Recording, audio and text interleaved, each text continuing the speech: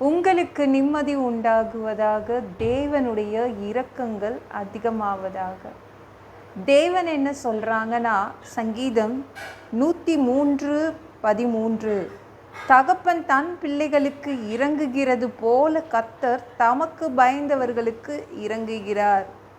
நீங்கள் நல்லா இருக்கணும், கஷ்டப்படக்கூடாது, வேதனையில் இருக்கக்கூடாது அப்படின்னு இரக்கம் செய்வார்.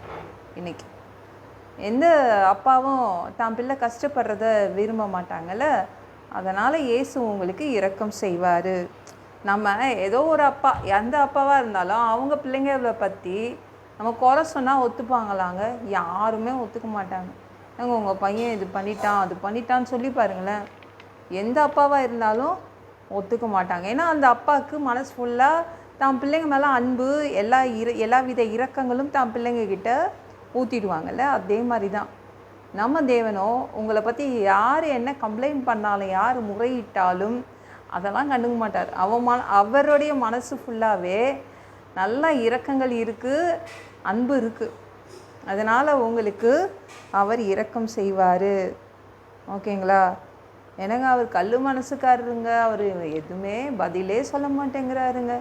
எனக்கு ஒரு வேலை கொடுக்கக்கூடாதா, என்னை நல்லா வச்சுக்கக்கூடாதா, என் வியாதியை சரி பண்ணக்கூடாதாங்க, அவர் கல் மனசுக்காரருங்க அப்படின்றீங்களா? இல்லை இல்லை, அவர் இரக்கம் செய்கிறத நீங்கள் இன்றைக்கி பார்ப்பீங்க. தகப்பன் ஒரு பிள்ளைக்கு இறங்குவது போல் அவர் இரக்கம் செய்வார் இன்றைக்கி. சரிங்களா? அவர் மனசு பொறுக்கலை. ஐயோ ஐயோ பாவன்னு வராரு.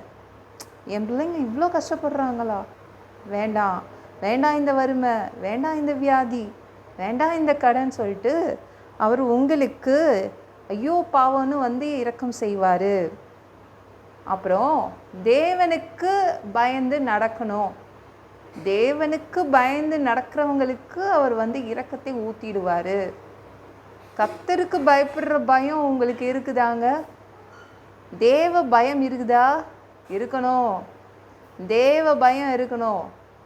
இந்த வியாதி மேலே பயம் இருக்கும் எல்லாருக்கும். ஐயோ இந்த வியாதியா, ஐயோன்னு அந்த பயம் இருக்கக்கூடாது. பிசாசு மேலே பயம் இருக்கக்கூடாது. எல்லா பயமும் தேவனிடத்தில் இருக்கணும். தேவ பயம் ஒருத்தர்கிட்ட இருந்துச்சுன்னா அவங்களுக்கு அதிகமான இரக்கம் கிடைக்கும். எந்த இடத்துலலாம் உங்களை கண்டுக்காமல் இருக்கிறாரு, எந்த இடத்துலலாம் உங்களுக்கு பதில் வரல, அந்த இடத்துல இரக்கம் செய்வார். வேலையே கொடுக்கலங்க அவர் அப்படின்றீங்களா, அந்த இடத்துல இரக்கம் செய்வார். எந்த இடத்துல இரக்கம் வேணுமோ அந்த இடத்துல இரக்கத்தை ஊற்றுவார். சரிங்களா? நியாயாதிபதிகள் 6:30 எடுத்து படித்து பாருங்களேன். கிதியோன் என்ற ஒருத்தருடைய அப்பா, அவர் காலையிலேயே எழுந்துக்கிறாரு. எழுந்து பார்த்தா ஊரே 1-2 வீட்டு முன்னாடி நிற்குது. கிதியோன் அப்பாவுக்கு ஒன்றுமே புரியல. எதுக்கு இத்தனை பேர் வந்திருக்கீங்கன்னு கேட்குறாங்க. நீ என்ன பையனை வளர்த்து வச்சுருக்க, நாங்கள் எவ்வளோ மதிக்கிறோம், பாகாலுடைய பலிபீடத்தை போய் இவன் உடச்சி போட்டானே, நாங்கள் சும்மா விட மாட்டோம், அவன் சாக வேண்டும், உன் பையன் சாக வேண்டும் அப்படின்னு ஊர்க்காரங்க ஒன்றா சேர்ந்து கிதியோன் அப்பா கிட்ட கம்ப்ளைண்ட் பண்ணுறாங்க, முறையிடுறாங்க, அப்படியே குறை சொல்கிறாங்க.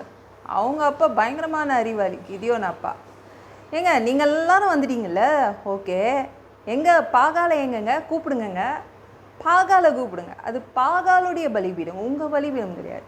பாகால் வழக்கு தொடரட்டும் என் பையன் மேலே, என்ன வேணால் பண்ணட்டும் பாகாலான, நீங்கள் ஒன்றும் செய்யக்கூடாதுங்க. பாகாலை வர சொல்லுங்க, அப்போ நான் ஒத்துக்கிறேன். செம்மையான அறிவு இல்லை உங்கள் அப்பாவுக்கு. பாகால் என் பையனை தண்டிக்கட்டும். நீங்களாம் யார்? உங்கள் பலிபீடம் இல்லைல்ல, நீங்கள் எதுக்கு திரளாக நிற்கிறீங்கன்னொடனே எல்லாருக்கும் ஓகே, ஆமாம் பாகால் தான் இவன் மேலே வழக்கு தொடரணும் அப்படின்னு சொல்லிட்டு எல்லாரும் போயிட்டாங்க. பார்த்தீங்களா எப்படி காப்பாற்றி விட்டார்? பார்த்தீங்களா? தன்னுடைய பையனுக்கு ஒன்றுனா எப்படி ஓடி காப்பாற்றி விட்றாரு. அதே மாதிரி தான் நம்ம தேவன். உங்களுக்கு எதிராக ஊர் ஒன்றா சேர்ந்து நிற்குதா? உங்களுக்கு எதிராக ஒரு தெருவே நிற்குதா? உங்களுக்கு எதிராக உங்கள் வேலையில், உங்களுடைய வியாபாரத்தில் ஆளுங்க நிற்கிறாங்களா? அவர் வந்துடுவார், காப்பாற்றி விட்டுருவார். உங்களுக்கு எதிராக வியாதி இருக்குதா, வறுமை இருக்குதா, கடன் இருக்குதா, அவர் பார்த்துப்பார். அவர் இரக்கம் செய்வார். சரிங்களா? பயப்படாதீங்க. ஒரு தகப்பனை பார்ப்பீங்க, ஒரு அப்பாவை பார்ப்பீங்க, அவ்வளோ அப்படியே மனசு பொறுக்காமல் உங்களுக்கு அவர் என்ன பண்ணுவார், எல்லாத்தையும் செய்து கொடுத்துட்டு போயிடுவார். ஓகேங்களா? ஐயோ பரிதாபப்பட்டுருவார் உங்களை பார்த்த உடனே. இந்த வீடியோ பிடிச்சிருந்துச்சுன்னா மற்றவங்களுக்கும் ஷேர் பண்ண மறக்காதீங்க. கர்த்தர் தாமே உங்களை ஆசீர்வதிப்பாராக. ஜெபம் பண்ணலாமா?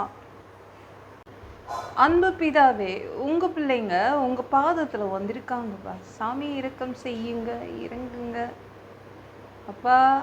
உங்கள் பிள்ளைங்க மேலே இரக்கம் செய்ய போகிறீங்க.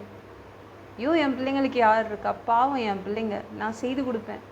என் பிள்ளைங்க எவ்வளோ கஷ்டப்படுறாங்க, எவ்வளோ கண்ணீர் சிந்துறாங்க, நான் செய்வேன். என் பிள்ளைங்க அழுதா என்னால் பொறுமையாக இருக்க முடியாது என்று நீங்கள் இரக்கம் செய்கிறீங்கப்பா. நன்றி அப்பா. ஒரு நல்ல அப்பாவை பார்ப்பாங்க உங்கள் பிள்ளைங்க இன்னைக்கு. சாமி, எல்லா பொல்லாத பிசாசுகள், ஏவல்கள், மந்திரங்கள், தற்கொலை ஆவிகள், பயத்தின் ஆவிகள், பலவீனப்படுத்துகின்ற ஆவிகள் எல்லாம் இயேசு என்ற பெயரினை கொண்டு துரத்துகிறேன். ஓடிப்போ. உங்கள் பிள்ளைங்களை இரத்த கோட்டிக்குள் மறைச்சிக்கோங்க. சுத்த ஆவியால் நிரப்புங்க. ஞானஸ்நானம் எடுக்கணும், ரட்சிப்பீராக. இயேசுவின் காயப்பட்ட தழும்புகளால் எல்லா வியாதிகளும், எல்லா பலவீனங்களும், கேன்சர் போன்ற வியாதிகளும், மரண படுக்கைகளும் சரியாகுவதாக. பரம்பரை வியாதிகள் சரியாகுவதாக. ஒரு மனிதனாக பிறந்தா ஜீவ புஸ்தகத்தில் பேர் இருக்கணும்பா. அப்படி இல்லைன்னா அந்த மனுஷனை பிடிச்சி நரகத்தில் தள்ளிடுவீங்க. தீ எரிக்கிற இடத்துல எப்படி போய் வாழ்கிறது? பரலோகத்துக்கு வரத்துக்கு தான் ஆசைப்படுறோம். அடித்து உதச்சி திருத்தி எங்களை பரலோகத்துக்கு அனுப்பிடுங்க. கழுவப்படாத பாவங்கள் இருந்தால் உங்கள் திரு ரத்தத்தை கொண்டு கழுவி எங்களை நீங்கள் பரலோகத்துக்கே அனுப்பிடுங்க. எந்த ஒரு இமைப்பொழுது நீங்கள் வருவீங்கன்னு இயேசுவை வணங்கி காத்துட்ருக்கோம். பரிசுத்தமாக வாழ்ந்து காத்துட்ருக்கோம். அந்த ஒரு இமைப்பொழுதில் உங்களுக்கு ஒப்பான உடம்பு எங்களுக்கு கொடுக்கப்படும். அதை பெற்றுக்கொண்டு மதிய வானத்தில் உங்களை சந்திக்க வருவோம். அந்த தருணத்தை நாங்கள் இழந்துடக்கூடாதுப்பா. ஒரு மனிதனால் பரிசுத்தமாக வாழ்கிறது கூடாத விஷயம். அதற்கும் உங்கள் உதவி கேட்டு வந்து நிற்கிறோம் அப்பா. நன்றி அப்பா. 7 வருட பிசாசு நடத்தும் ஆட்சியில் விட்டுட்டு போயிடாதீங்க.